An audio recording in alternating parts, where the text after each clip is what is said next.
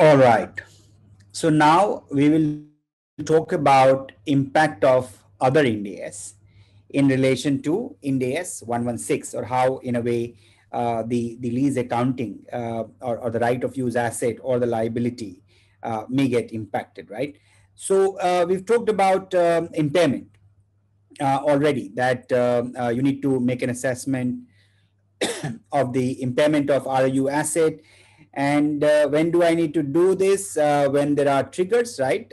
From an impairment perspective, the lessee ROU assets are subject to existing impairment provision as per the requirement of Ind AS 36, right? I need to look at Ind AS 36. If there is an impairment indicator, I need to make an evaluation. After an impairment loss is recognized, the adjusted carrying amount of the ROU asset would be its new basis for depreciation. So I need to first make an assessment. Do I have an impairment trigger? If the answer to that is yes, then I need to compute the amount of impairment. Once I've computed, if there is an amount of impairment, once I've computed the revised amount, in a way, then become the revised ROU asset. Now, impairment doesn't result into a change in liability, because liability I have to pay, right? So the liability will continue the way it is. Only the asset is what gets impaired from that perspective. Now, there could be a subsequent reversal of impairment, right, as permitted under Ind AS 36 model, whereas you know that the impairment reversal of goodwill is not allowed, but other impairment is allowed to be reversed if there are subsequent factors which potentially now no longer exist, and hence there is a reversal. So subsequent reversal of a previously recognized impairment loss needs to be assessed. If there is any indication that an impairment loss recognized in the prior period may no longer exist or may have decreased, in recognizing any reversal, the increased carrying amount of the asset must not exceed the carrying amount that would have been determined after depreciation, had there been no impairment after depreciation or amortization, right? If had there been no impairment from that perspective. Okay. So let's talk about if there are lease liabilities which are denominated in foreign currency, then what do I deal with that, right? So if there are liabilities, it is considered as a financial liability, okay? And if it is considered as a financial liability, then if you remember under Ind AS 21 model, you need to do a remeasurement, okay, of all your monetary liabilities.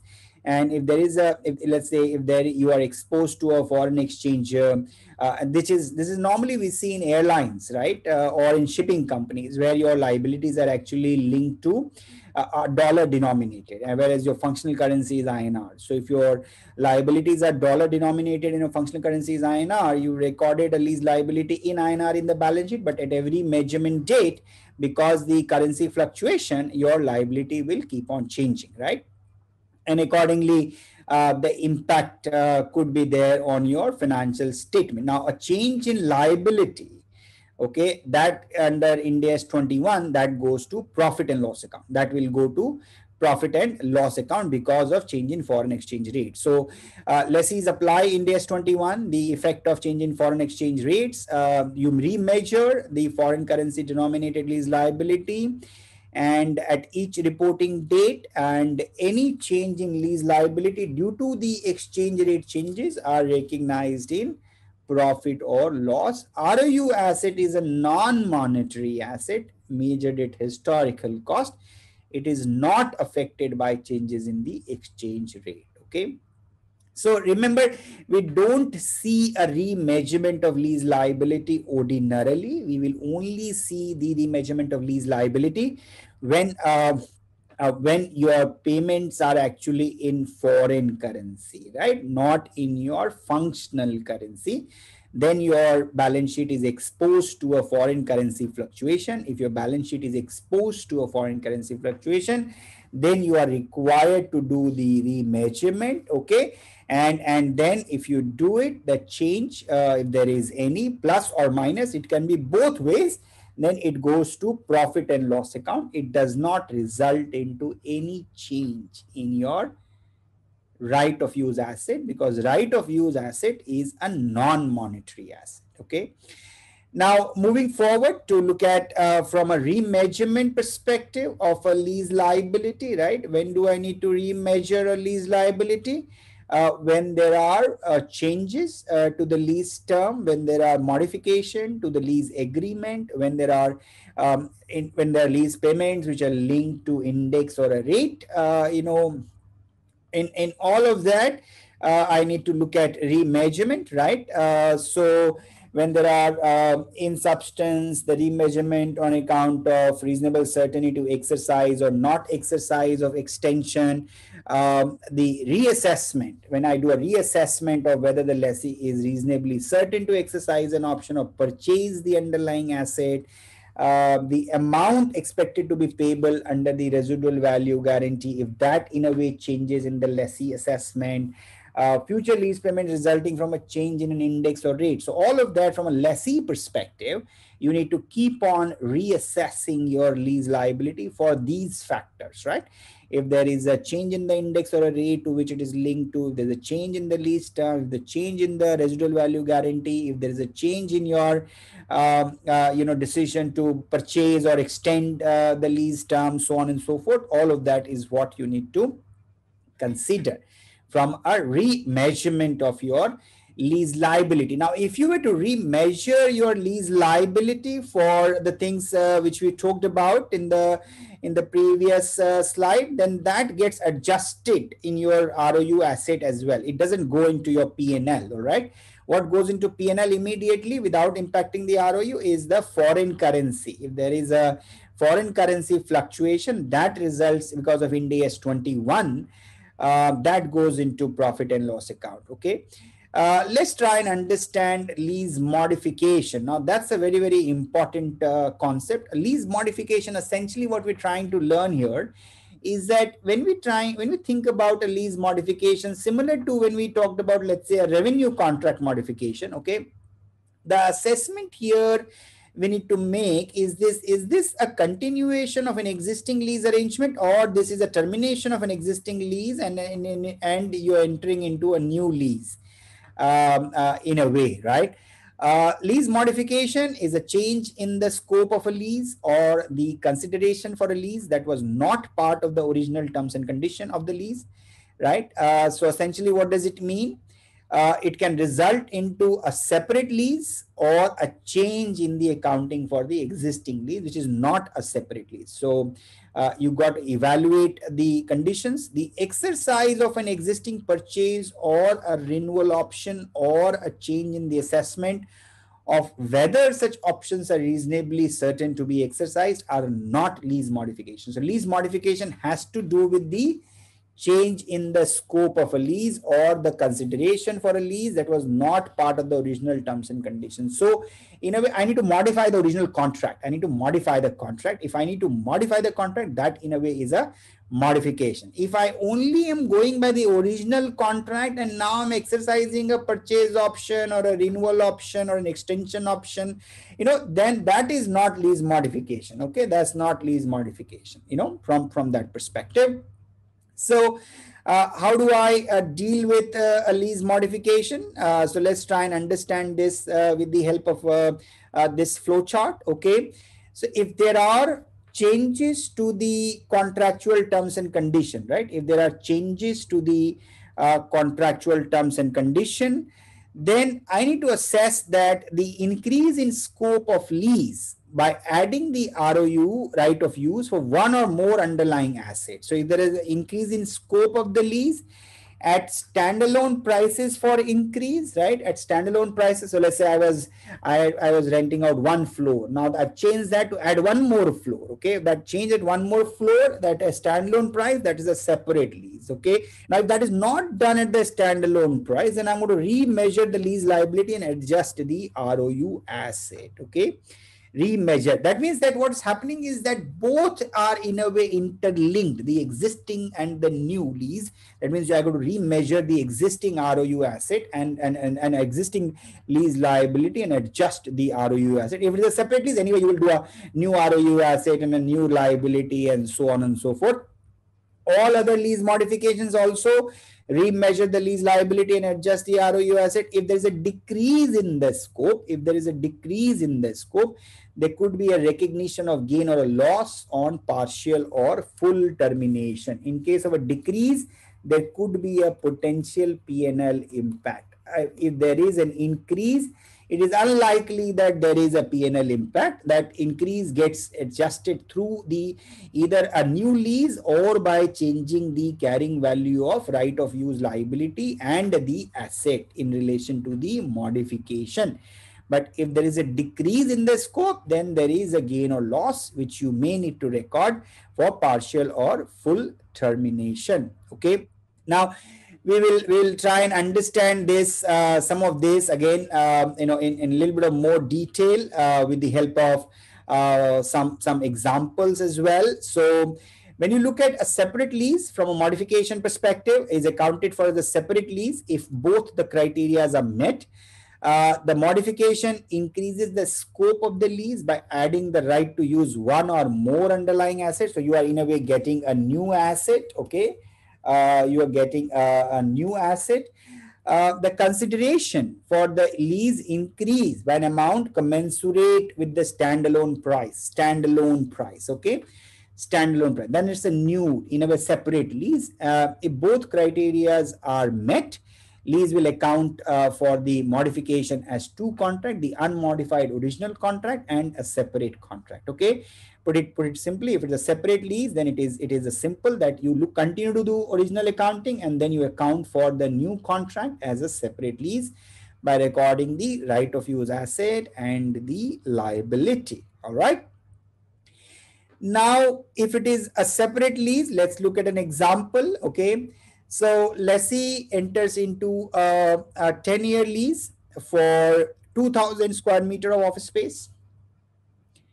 At the beginning of the year 6, lessor and lessee agree to amend the original lease for the remaining 5 years, okay, to include an additional 3,000 square meter of office space in the same building. It's like taking additional floor, or on the same floor, you're taking additional space. The additional space is made available for use by lessee at the end of the second quarter of year 6, okay. Now, that results into an increase in total consideration for the lease is commensurate with the current market rate for the new 3,000 square feet of office space, adjusted for the discount that lessee receives, reflecting that lessor does not incur costs that it would otherwise have incurred if leasing the same space to a new tenant, for example, marketing cost.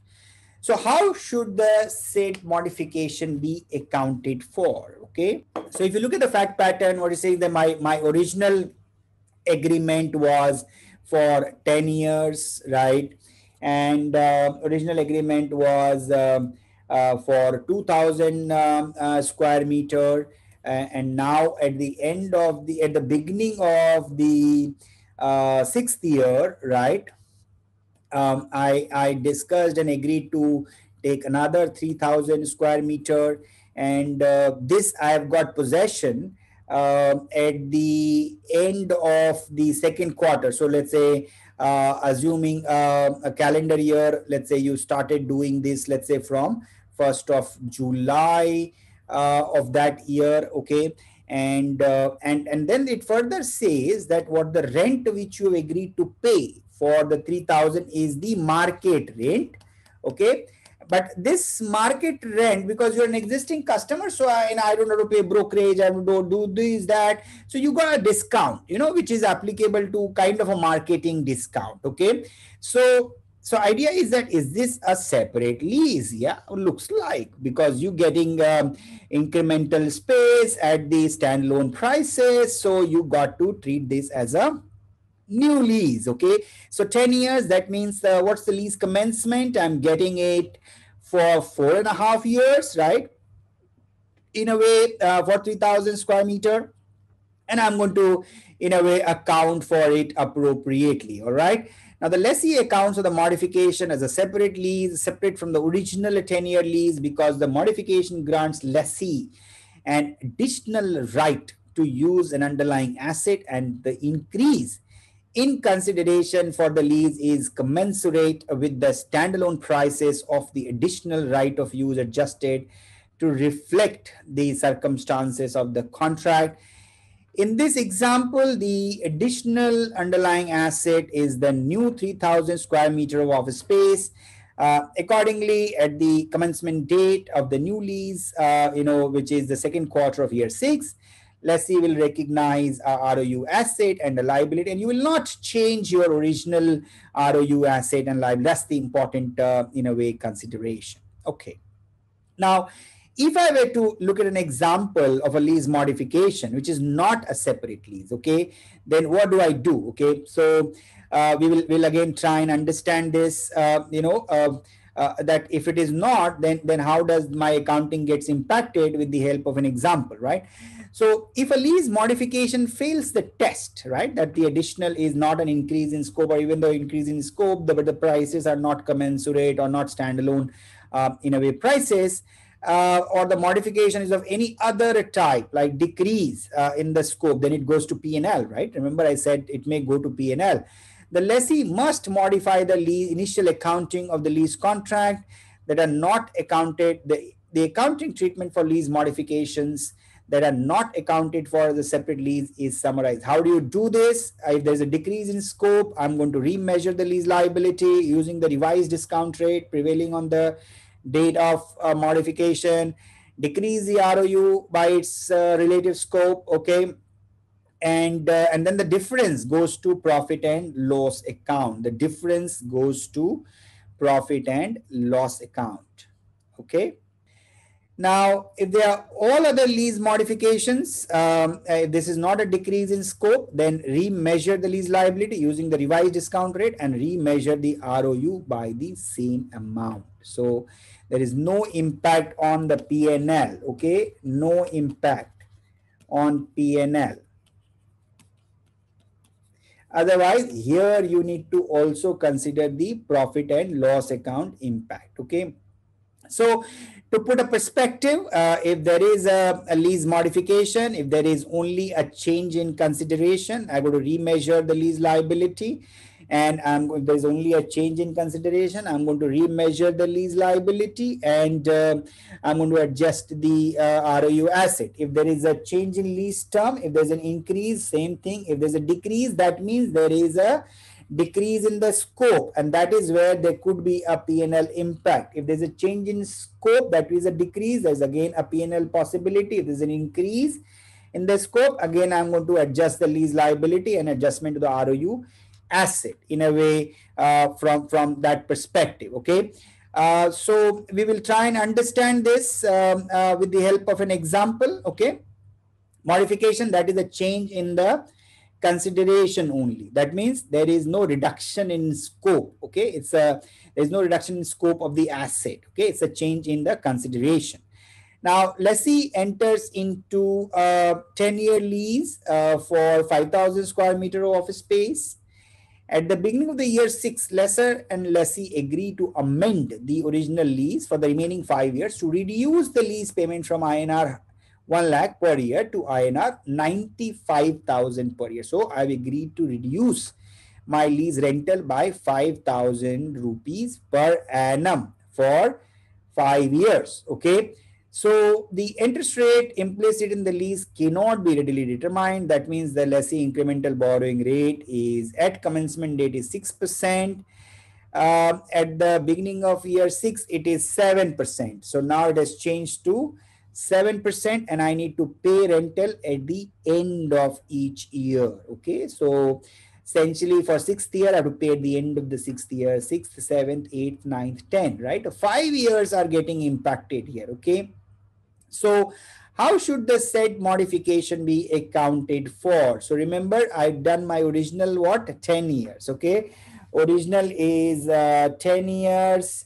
How much I was paying? 1 lakh. How much, what was my discount rate at 6%? Now, these were my original facts, right? Now, on the modification date, I've agreed to do it for 5 years, modified, and then 95,000, okay? And then the discount rate is now 7%, okay? Now we've got these two facts, right? And now how should I need to account for said modification? Let's look at this in a step-by-step calculation of initial value of ROU asset and liability. I need to first figure that out, right? Which was 1 lakh rupees for 10 years discounted by 6%. Okay. So 1 lakh, 1 lakh, 1 lakh for 10 years discounted by 6%. My present value of lease payment was 7,35,900. Okay. Now 7,35,900. Okay. Now I've got to determine how much is the balance lease liability at the end of year 5. Okay. So I need to make that assessment calculation of ROU asset and the lease liability before the modification. Okay. So now year 1, 2, 3, 4, 5. So when I do this, same 735, 490 is what I started with, right? And I'm going to make a payment of 1 lakh. There's an interest of 44, and then I do this computation. So my beginning balance is 4,21,090. Okay, 4,21,090. Okay, 4,21,090. That's the value of the liability, not the value of the asset. Okay, because asset I have to amortize, right? Assuming I am doing a straight line amortization. Okay, over a 10-year period. So now I'm going to determine the amortization. Okay. So now when I look at lease liability at the effective date of the modification, okay, at the beginning of the year 6, we know the amount. Measure the lease liability based on my revised payment, which I need to make 95,000, and revised discount rate, which is 7%, and which is remaining 5 years. So I'm going to compute that. That number comes to 3,89,500. Okay. So this number comes to 3,89,500. Remember in the previous slide, my remaining balance was 4,21,090. Okay. At the end of year 5, I was left with 4,21,090. Now, when I've done the recomputation of my liability, that number comes to how much? 3,89,500. So there is a difference now, 421 minus 389. Okay, and then I have the ROU asset also. Now, when you look at the lessee will recognize a difference between the carrying amount of the modified liability, which is 3,89,500, and the lease liability immediately before the modification, which is 4,21,090, which is INR 31,590 as an adjustment to the ROU asset. Okay, so essentially, whatever was my carrying value of ROU, which was ROU asset, which was my original amount, right? My original amount, as I was amortizing over a 5-year period. And then because of my reduction in the lease liability due to change in the rate, the change in the annual payment, there's 31,590 is what I'm going to adjust it from my ROU assets. So what does it essentially will result into? That my future depreciation or amortization will come down. My future interest cost may also come down. Both of that will come down. There is no immediate P&L benefit. Why? There is no immediate P&L benefit because this benefit then will get accrued or recorded over a 5-year period by way of reduction. This 31,590 essentially will result into a reduction of amortization cost over the next 5-year period. Again, let's say divided by 5. So you will possibly get some 6,100 something, as a benefit in your P&L, 6,200, right? 1590, right? 1590. If I have to divide over a 5-year period, essentially 318. So you are getting 6,318 as an incremental benefit, as a as a reduction of your amortization cost for the next 5 years. Okay, and your interest cost is going to get impacted accordingly. All right. So now let's look at the case study which was adapted from May 2018 question paper, okay, which was for 12 marks. We will try and do this case study with you under Ind AS 116. Remember, this was actually asked as per the previous syllabus. We are just trying to solve this under the new standard as well. What are the facts here? A lease which is a non-cancelable was initiated on 1st of April 2019 for equipment with an expected useful life of 5 years. So life of 5 years. Three payments are due to the lessor of an amount of INR 1,02,000 per year beginning 31st March 2020. Okay. It was initiated on 1st April and I have to make the payment at the end of the year, essentially, right? Three payments included in the lease payment is a sum of 2,000 to be paid annually by the lessee for insurance. I need to also make an insurance payment, right? Which is included in this 1,02,000. The lessee also guarantees rupees 20,000 residual value at the end of 31st March 2022 to the lessor.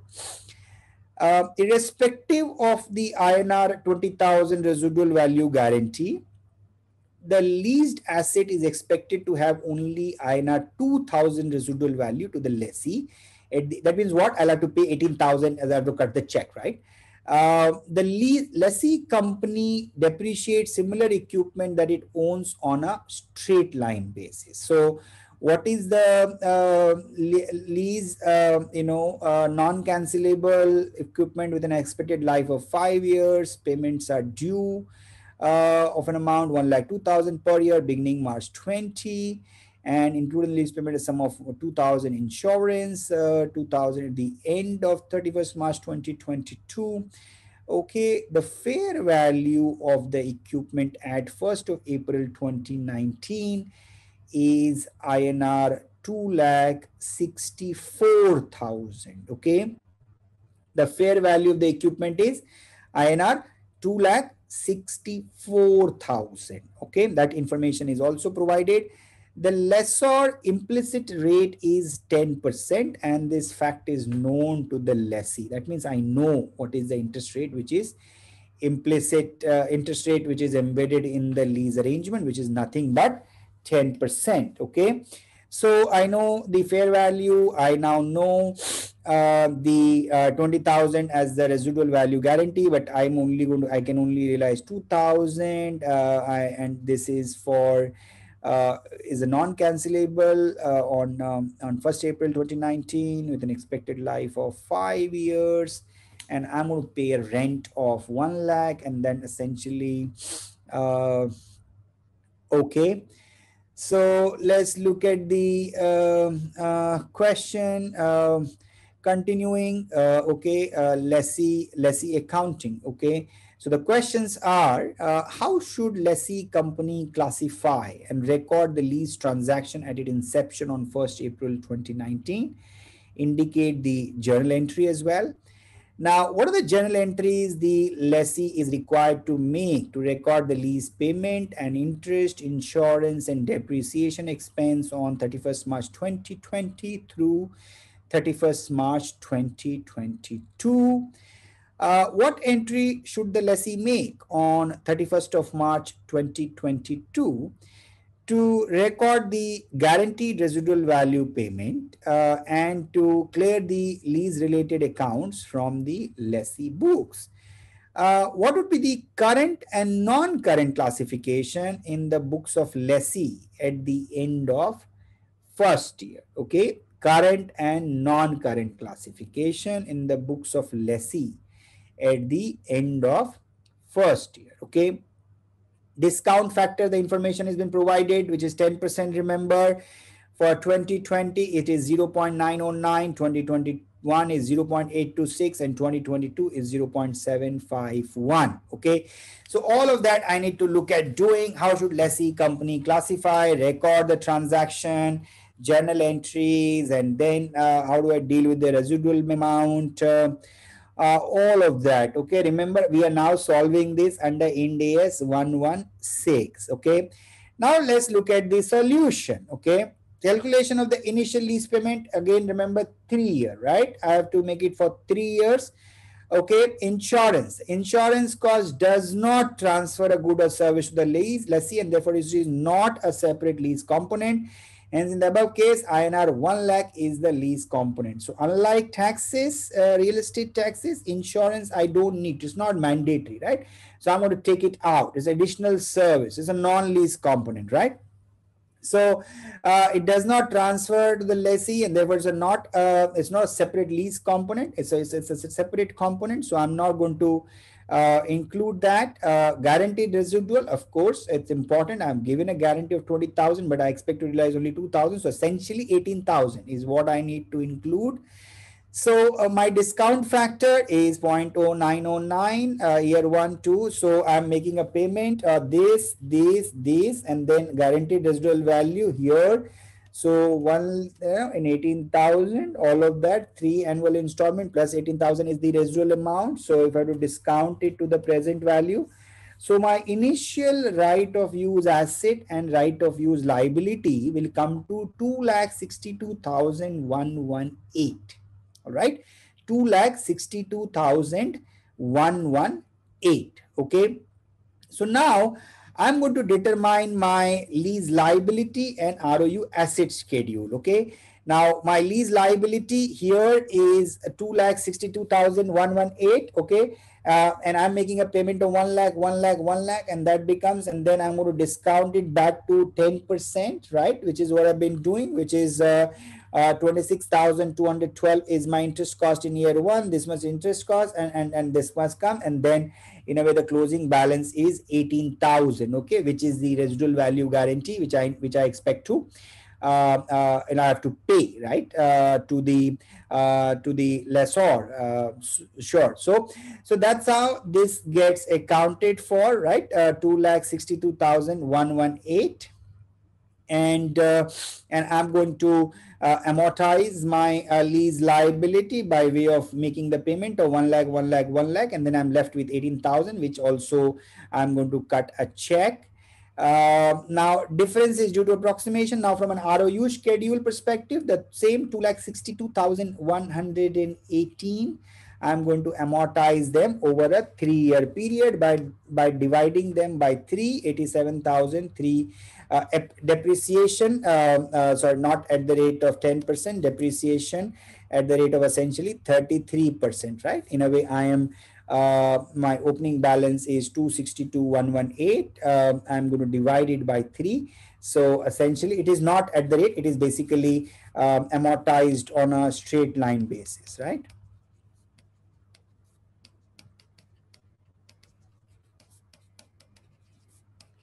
Straight line basis over 3 years.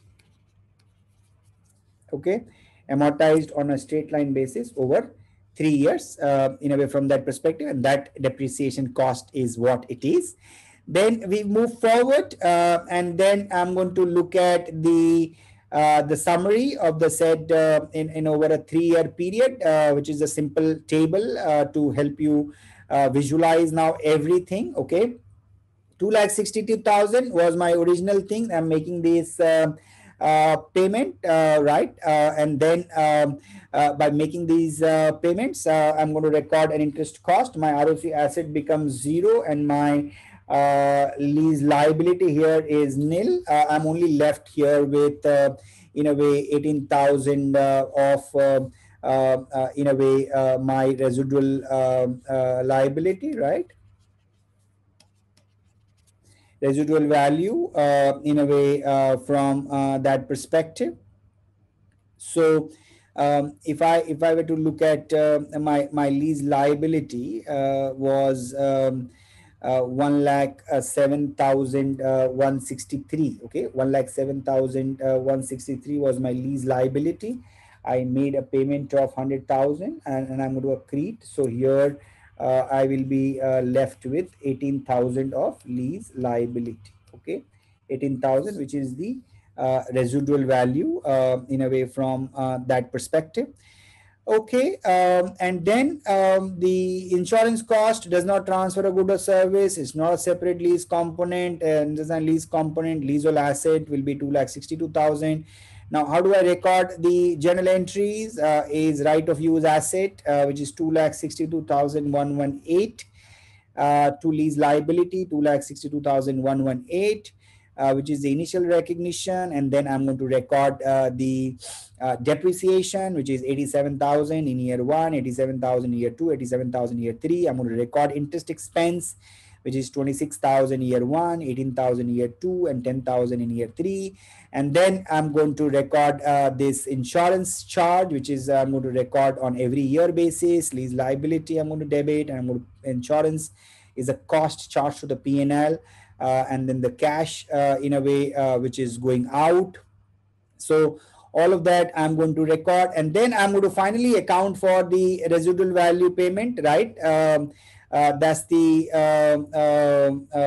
residual value payment which I am making, which is the lease liability to cash, which has to be here 18,000. Okay, 18,000 is what I need to make the payment, because 2,000 is anyway I'm going to realize, and then it is an additional amount which I'm going to record payment of residual guarantee value to the lessor by the lessee. There could be one more entry, so to say, that if you were to dispose, you may realize, say, cash, right? Cash of 2,000 rupees by way of essentially by way of the disposal of the asset. Okay, right. So essentially, one can argue that you may have to pay 20,000, right, which is there in the residual value guarantee.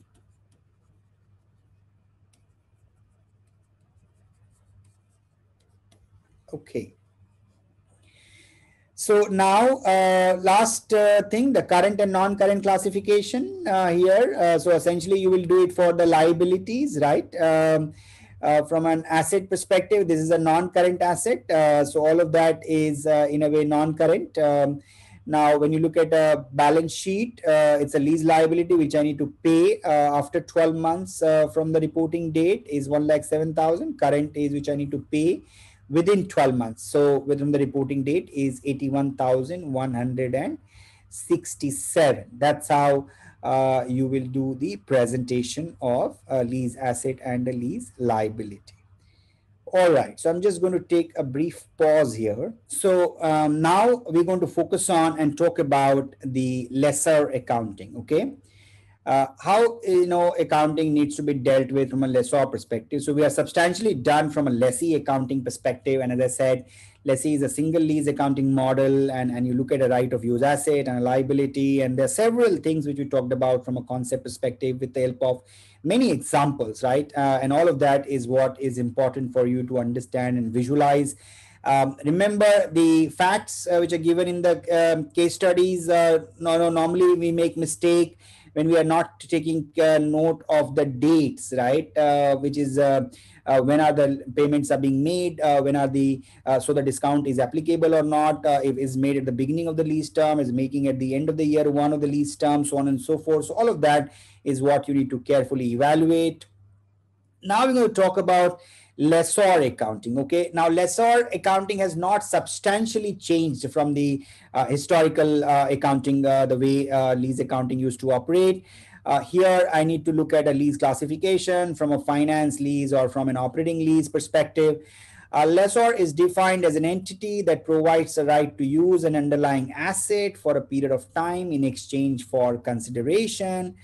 At inception, lessor will classify all leases as a finance lease or operating lease. Now, lease classification is very, very important because it determines how and when a lessor recognizes lease income and what assets are recorded. Now, the classification is based on the extent to which the risk and reward incidental to the ownership of the underlying asset lie with the lessor or the lessee. in a way, is the risk and reward of the asset ownership has been transferred to the lessee, or they are in a way being retained by the lessor. If they are being retained by the lessor, then you continue, then that's an operating lease. If they are essentially being transferred to the lessee, then they are in a way a finance lease, so the asset gets de-recognized from the books of the lessor. It depends on the substance of the transaction rather than the form. So the question is, does the lease transfer substantially all the risk and rewards relating to the ownership? Is it substantially transfer substantially all the risk and rewards incidental to the ownership? The answer to that is no, then it is an operating lease. If the answer to that is yes, then it's a finance lease. And what are the criterias? We will just try and understand, right? From indicators of a finance lease, ownership. Okay, is there a transfer of title to the at the end of the lease term? Purchase option. Do I have a bargain purchase option to purchase the asset at a price that is expected to be sufficiently lower than the fair value at the date the option? If the price is market price, then it is not a substantive in a way option, right? It has to be a price which is lower. Now, what is lower than the fair value? To what extent? That is not defined, but ordinarily, I think in practice, we see if you get a discount of 10%, 15%, 20%, then it is generally considered as a significant incentive, right? It need not be nominal, okay? Nominal means then by default you will exercise it, which is ownership. Lease term, right? Is the lease term in a way coincides with the economic life of the asset, which is substantial coverage of the economic life. Lease term is for the major part of the economic life. Now that major part is, historically we used to always look at like 75%, okay? Though the standard does not cover the thresholds, but that's what in a way in practice we look at. Present value of the minimum lease payment. The minimum lease payment what you require to make for use of the asset, is it going to be substantial as compared to the fair value of the asset, right?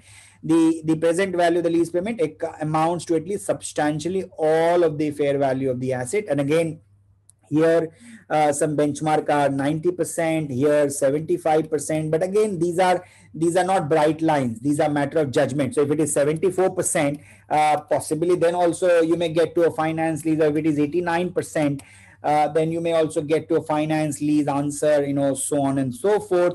So you got to apply that judgment. You got to apply the judgment if they are on the borderline. If it is 60%, then I think I'm okay to say that it is not a finance lease. If it is 80% of the PV being covered, then I'm okay possibly to say that it is not a finance lease in a way from that perspective. If the assets are of specialized nature, that only the lessee can use it without major modification, okay? So all of these are indicators of finance lease. There are some additional indicators, right?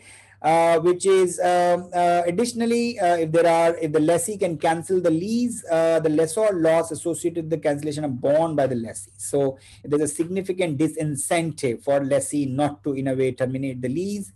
The risk of fair value of the residual asset. Who is carrying the risk of fair value of the residual asset? Is it with the lessee or with the lessor? Again, to whom it is going to get accrued. If there is an option to extend the lease, is the ability to continue the lease for a secondary period at a rent that is substantially lower than the market. So these are all, so essentially you need to look at what are the terms and conditions given in the contract, and then are they in a way substantially transfer the risk of ownership of the asset to the lessee? If the answer to that is yes, then it is a finance lease. If the answer to that is no, then it's an operating lease. The criteria which we look at is that, is there a transfer of title? Is there a purchase option? Is there a are you leasing it out for a substantial period of its economic life? Are you receiving consideration which is substantially going to be as compared to the fair value? Are the assets of specialized nature which can only be used by the lessee and nobody else? Are there, if you terminate it, are you going to get huge compensation because of termination of those lease arrangement? Are there residual value guarantees? that if you terminate, I would sell it, whatever gain or loss which will be there, that will accrue to you. So all of that, in a way, you got to look at and then make an assessment, say, is that a finance lease, right? Now, from a land and building, this often becomes a very, very complex, because when you look at land, right, land is going to be there forever, right? It's not going to go away, unlike a building or a plant or machinery or equipment. All of them is going to wear and down, right? But so for a lease that includes both the land and building element, the lessor separately assess the classification of each element as a finance lease or as an operating lease. Having the fact that land normally has an indefinite economic life. So essentially what happens in the case of land, you more often than not, you will get it's an operating lease, right? And and hence you don't get a finance lease answer. But unless you are leasing out land for like 999 years or so on and so forth, right? Though in some case in 99 years also, one can argue, but ordinarily we see, unless it is, for very, very long period of time, right? Now, when you look at this, if it is a combined deal, land and building, then you are supposed to separate them, right? The lessor will allocate the lease payment between the land and building element in proportion to the relative fair value of the leasehold interest in the land element and building element, similar to the way we do relative fair value allocation. If the lease payment cannot be allocated reliably between these two elements, the entire lease is classified as a finance lease unless it is clear that both elements are operating leases. Okay, if you can't, I think that's not a good answer from a lessor perspective. If you can't, then everything gets in a way de-recognized and considered as a finance lease from that perspective. For lease of a land and building in which the amount for the land element is immaterial to the lease, okay, the lessor may treat the land and building as a single unit for the purpose of classification and classify it as a finance lease or an operating lease. So if the cost of the land is, let's say, it is there in an area where the land is virtually available for free, because government is promoting that, or for some other reason, then you can possibly look at them differently in a way from that. You treat them as a single unit of account, as a lease of a building, and then evaluate whether it's a finance lease or an operating lease. Some of the other issues which are involved, residual value, of course, you need to include them in the lease classification, because that unguaranteed residual value also gives rise to your fair value, and then you compare that fair value with what the rental you're receiving. Required to include, substantially all tests. Residual value guarantee provided both lessee, any third party unrelated, and you got to reassess the lease classification only when there are changes in terms and condition. If there's a lease modification, otherwise you are not required to reassess. If a lease modification results in a separate new lease, the new lease would be classified in the same manner as any new lease. Okay. So look at some of the key concepts from a lessor perspective, which is a gross investment in the lease, right? Which equals to my lease payment receivable by a lessor under a finance lease, okay, plus unguaranteed residual value accruing to the lessor. What is a gross payment? Which is nothing but the net investment in the lease, okay, that is discounted at the interest rate implicit in the lease, okay. So interest rate implicit in the lease, and an unguaranteed residual value is nothing but the portion of the residual value of the underlying asset, the realization of which by a lessor is not assured or guaranteed solely by a party related to the issuer. So essentially what we're trying to say here, so let's say the total rent which you're going to receive, okay, that's a gross value, right? Now that's not your, that's not which you're going to receive over a period of time. So that's not the carrying value of the investment. Then you're going to discount it, okay, by interest rate implicit. That becomes your net investment in the lease. And then you have to deal with your unguaranteed residual amount, okay, that also forms part, and you go to accrue your interest income in a manner that the end of the lease term, what you're left with is the unguaranteed residual value as the carrying value of the asset, which you're supposed to, in a way, sell in the marketplace and realize at that point in time, okay, which is not guaranteed. And we will also try and understand some of this, okay, with the help of an example. So from a finance lease, the initial recognition and measurement, lessor will account for finance lease as follows. De-recognize, I'm going to de-recognize if it is a finance lease, the carrying amount of the underlying asset, okay. Recognize the net investment. Net investment is nothing but gross investment equal to the present value of future lease payment plus your the total lease payment plus your unguaranteed residual amount, and then I'm going to discount it with the interest rate which is implicit in the lease. Then recognize the net investment. Initial direct costs are also included in the measurement of the net investment of the lease. Recognize any selling profit or selling loss in profit or loss account if there are any initial, which this is normally associated with a dealer or a manufacturer, okay. With a financer, normally you only get the interest income, okay. Selling profit or loss is the fair value of the underlying asset or the lease receivable, if lower, minus the carrying amount of the underlying asset, net of any unguaranteed residual value. Net of any unguaranteed residual value. So if the fair value in a way is higher than your carrying value, then you because you record that fair value as your investment value, you get a profit, right, from that perspective. So if you are a manufacturer or a dealer lessor, right, at lease commencement, manufacturer dealer recognize the following: the fair value of the underlying asset as revenue, or the present value of the lease payment as discounted using a market rate of interest, whichever is lower. Okay, so you get in a manufacturer or dealer, you get a revenue also as a sale of goods, right? A sale of goods also you get as revenue. If you're a financer, you don't get that as a revenue. You only get interest income, okay? But if you're a manufacturer or dealer, that means you're a principal, and then you sell that goods, you de-recognize, you get a revenue of the top line, you also get a profit on that, profit or loss on that sale, and then you record over a period of time the interest income, okay? Interest income. So the cost of the asset, it gets in a way as recorded as cost of sale, okay, less the present value of the unguaranteed residual value. The selling profit or loss is also recorded for outright sales, okay. What are the initial direct cost which I need to consider? The accounting for initial direct costs shall be done in the following manner. If it's a finance lease, gets added, okay. Lessor to include initial direct cost in initial net investment and reduce the amount recognized over the lease term. So again, you don't record an upfront cost, right? Because end of the day, the lease income is getting recorded over the years. So the direct cost also gets amortized to be recorded over the years.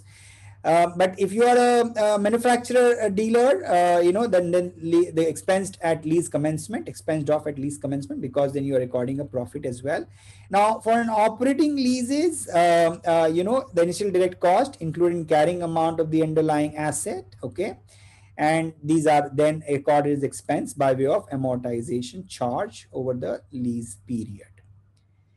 Now, subsequent measurement, I need to only do subsequent measurement, right? If there are modification, right? Recognize after lease commencement, if there is a modification, I'm going to recognize the finance income over the lease term in an amount that produces a constant periodic rate of return, all right? Reduces the net investment in the lease. On the asset side, I'm going to reduce. On the asset side, I'm going to reduce, okay. I'm going to record the interest income, right? And from a finance lease, I'm going to keep on reducing by way of the in a way the lease installment which I am receiving, okay. And interest income I'm going to record separately. Recognize income from with a variable lease payment, of course that comes as a separate income. And if there are any impairment, that also I need to record. Impairment can only come essentially if you believe the lessee will not be able to pay, right? And then that possibly results into an impairment loss in your financial statement. So let's take an example for a finance lease, which is a dealer lessor case, okay. So let's just do this example in a step-by-step model. Okay, so a lessor enters into a 10-year lease of equipment with lessee. Okay, 10-year lease of equipment with a lessee. Uh, the equipment is not specialized in nature and is expected to have alternative use to lessor at the end of the 10-year lease term. Under the lease, so equipment is not specialized and is expected to have alternative use to lessor at the end of the lease term. Under the lease, okay, lessor receives annual lease payment of 15,000. Lessor expects the residual value as 50,000 at the end of the lease term. Lessee has provided a residual value guarantee that protects lessor from the first INR 30,000 of loss for a sale at a price below the estimated residual value at the end of the lease term, that is 50,000. Okay. So first INR 30,000 of loss. So essentially, if I'm able to sell it for 20,000, right? So 30,000 is a loss. It is anyway guaranteed by the lessee. Okay. Interesting. The equipment has an estimated remaining economic life of 15 years. So I'm doing it for 10 years. So the remaining life is 15 years. A carrying amount of INR 100,000 and a fair value of 111,000. So carrying amount is 100,000 and a fair value of 1,11,000. And I'm going to make a payment of 15,000 and I am doing a equipment lease for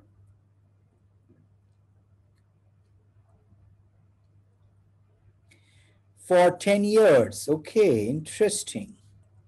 So now, what are the questions here? We have the lease does not transfer ownership of the underlying asset to lessee. There's no transfer. There is, or at the end of the list, or contain an option to purchase. There's no option to purchase. The interest rate implicit in the lease is 10.078%.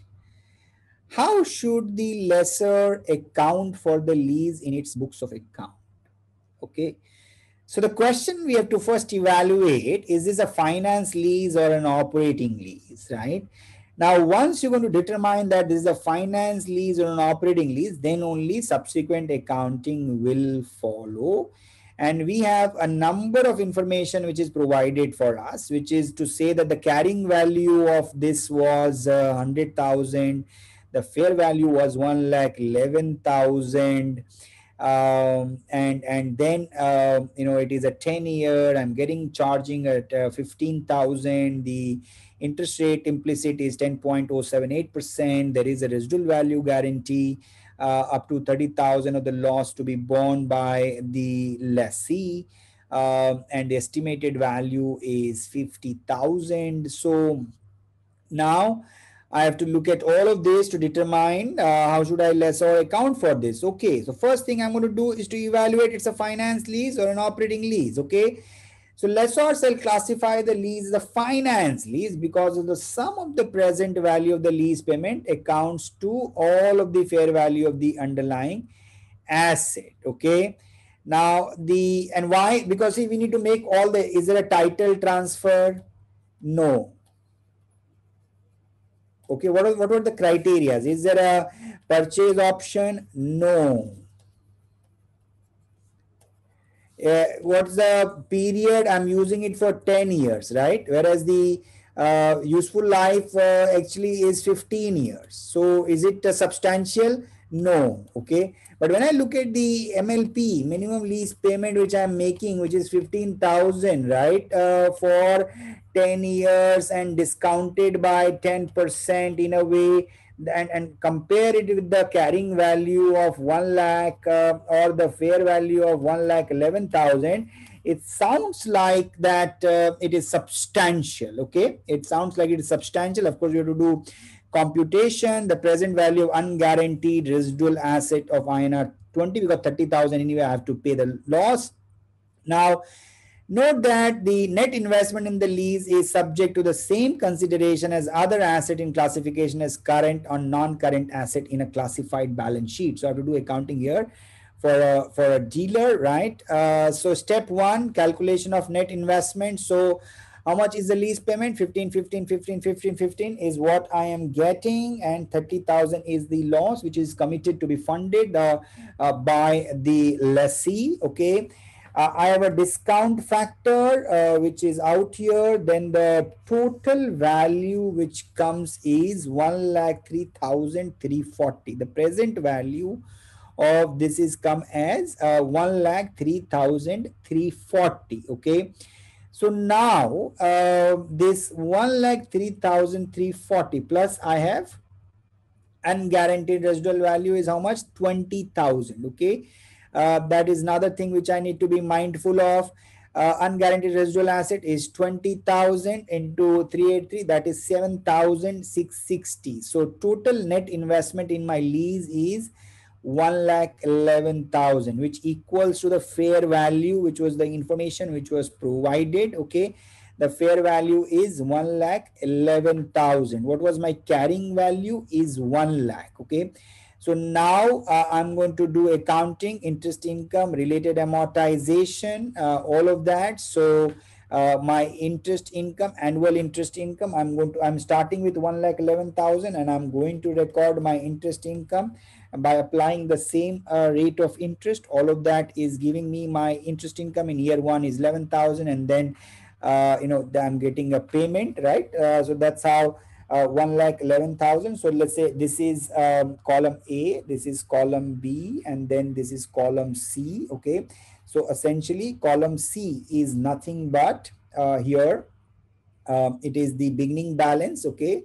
And then plus minus 11 minus A, and then plus. Okay. So I'm going to reduce. So how this balance is arrived at, what this is arrived at is 1,11,000 minus 15K plus 11. Okay. 187. That is giving you 1,07,187. Okay. And so on and so forth.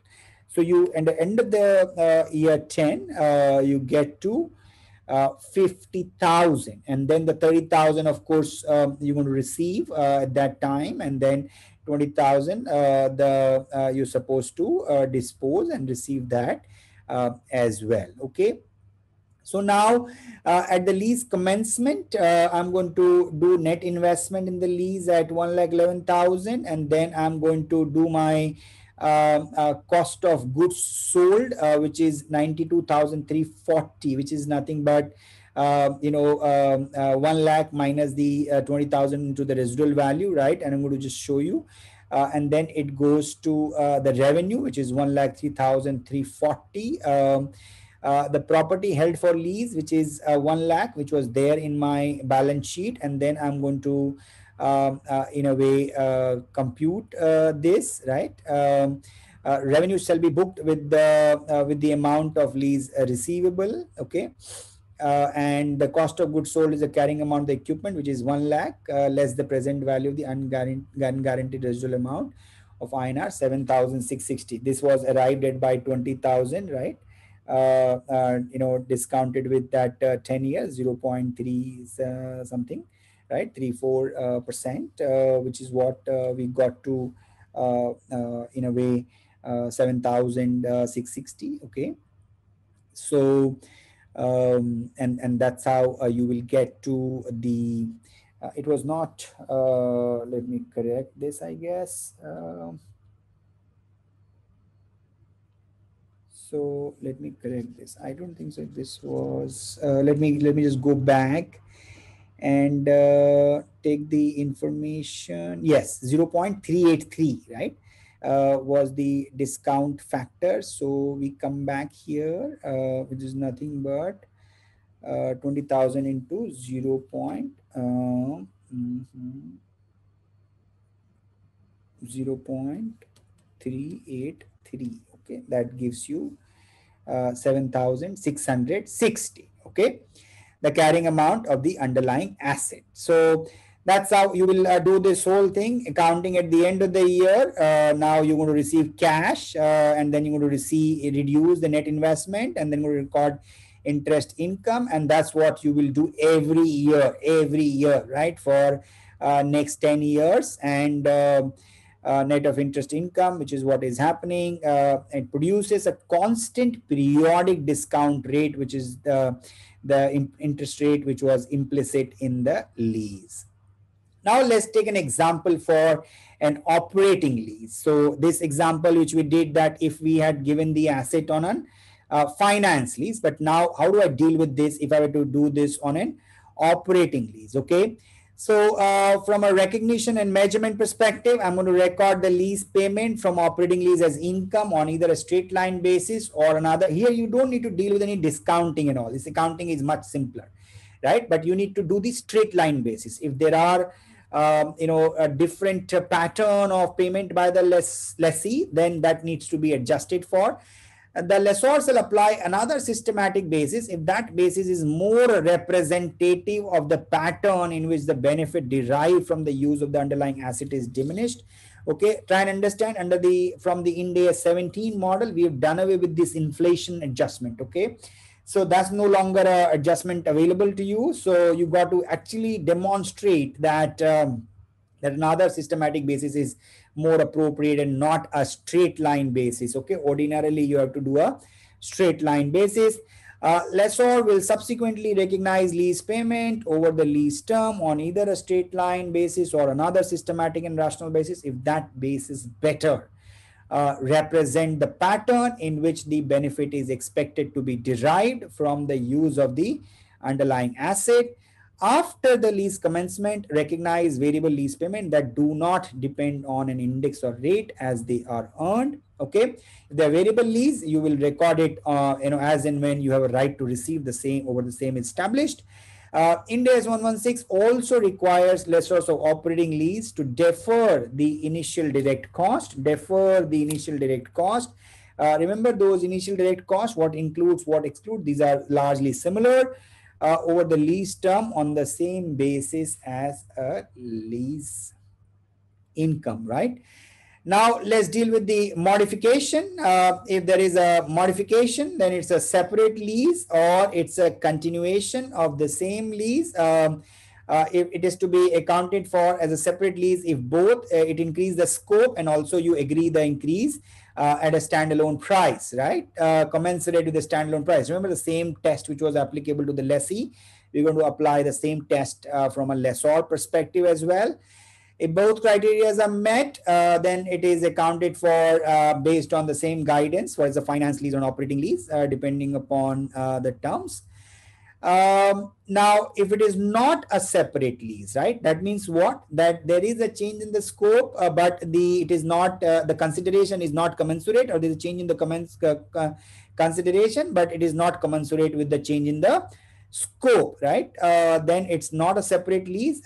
If a lease modification fails in a way, the test to be considered as a separate lease, as mentioned above, the lessor follows the following guidance. Okay, classified as operating with modification at inception date. Okay, account for the new lease from the date of modification, measure the carrying amount of the underlying asset as net investment in the lease immediately before the effective date of a lease modification, and then apply the modification of Ind AS 109. So you got to understand this. If it is not a separate lease, I mean, you in a way got to reassess your carrying value of your asset, and then apply it appropriately, and then that may have an impact in a way on your future impact on your income in a way from that perspective. Okay, ordinarily it shouldn't result into any P&L impact, is accounted for on a prospective basis. If there is a modification of an operating lease, again, you will account for them, assess them. Is there a separate lease or there is a continuation? And then you will again account for them on a prospective basis, account modification, a new lease. Considering any prepaid or accrued lease payments relating to the original lease as part of the lease payment for the new lease. Okay, so you'll account for the modification to an operating lease as a new lease from the effective date of the modification. So let's quickly summarize what we've talked about from a lessor perspective, the lease accounting. So you have to look at as a finance lease or as an operating lease. For the finance lease, you'll make an evaluation that is there a transfer of ownership, is there a purchase option, is there a payment made which is substantially equal to the fair value, is there a life which is lease term equals to a substantial amount of life of the economic life of the asset, the specialized nature of the asset, so on and so forth. To assess its a finance and operating, once you made that assessment at commencement, you're going to debit the lease receivable and credit the property, plant and equipment. Subsequently, you'll have an interest income and which you need to deal with. From an operating lease perspective, whatever the payment which you receive, that comes as an income. On the asset side, you will separately amortize them or depreciate them and record a depreciation charge in your P&L. You also need to deal with the initial direct cost. You got to deal with the penalties for termination, exercise price, all of that in a way which goes as part of your net investment in lease in the case of a finance lease. So all of that is what you need to remember once you are looking at the accounting for leases from a lessor perspective. All right. So now we're going to deal with a few other areas as it is relevant from a lease accounting perspective, and the one of the most important one is sublease or sale and lease back, and some of those things. So I'm going to take a pause here and then we will continue. All right. Thank you.